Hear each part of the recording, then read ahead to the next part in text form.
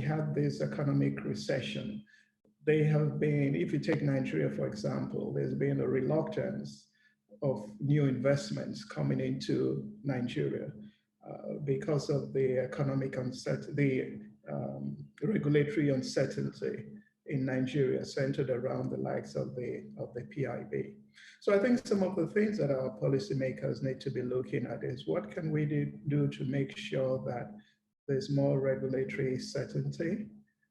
That's one. Another thing that is important would be to take a look to see what do we need to do to make it more interesting for providers of capital to bring their money into our economies. Personally, I don't think I would want to go to a country that's going to waste my time and drain me financially, and I don't get anything in return. Everybody's trying to sort of get the best deals possible. Everybody's trying to recoup everything they've lost during this COVID time. So investors will be looking at for the best countries, the countries with the best regulations, the best laws, the most transparent, contracts, easy processes, speed. And that's one thing that, the African countries should consider now. The speed at which you sort of pass these laws, make these regulations, has to be, you have to respond to what's happening. You can't, the PIB has taken well over 10 years. You can't respond to changes that slow. I'm pretty sure some of the provisions in that PIB might now be sort of redundant, because at the time when it was drafted, it was responding to some changes in the industry.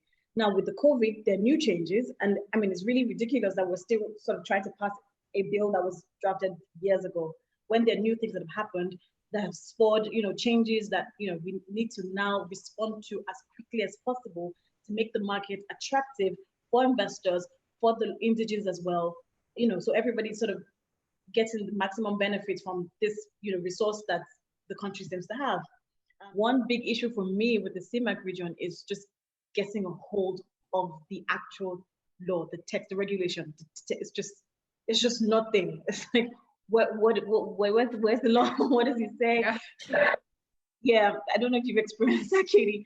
That's one of the biggest issue with the regulations for me, is you just cannot find it. And so you have to depend on sort of the regulator themselves to tell you what it is. You have to approach them and, what does it say? Not just, ordinarily, if you sort of had the text, you might try to understand it and then, sort of approach them for a better interpretation just to get the right understanding of what the law says, but you don't even have the text. So that's the initial problem. It's the whole transparency thing, I would say that, for a country like Nigeria, you can at least get a hold of that. You can, it's out there, it's public. The enforcement of it and the adherence to it is a different topic entirely, but you have the law. And in the CIMAC region, yeah, it's just non-existent. And that goes to the point about, transparency and just putting it out there.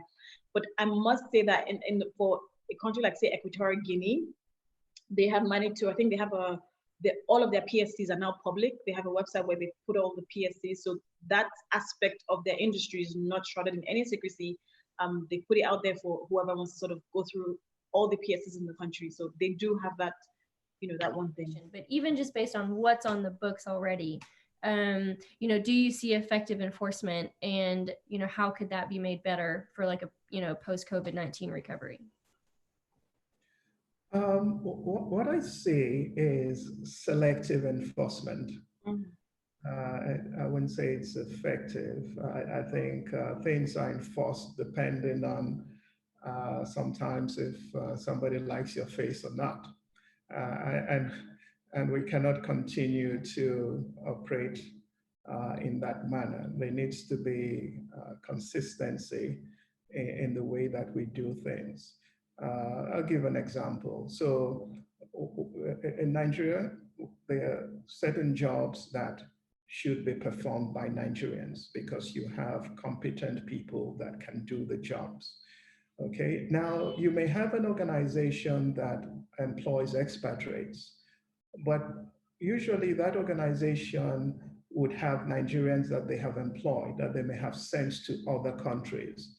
And they can claim credit for that. So on the basis of that, they can employ expatriates to work in Nigeria since they have Nigerians working somewhere else.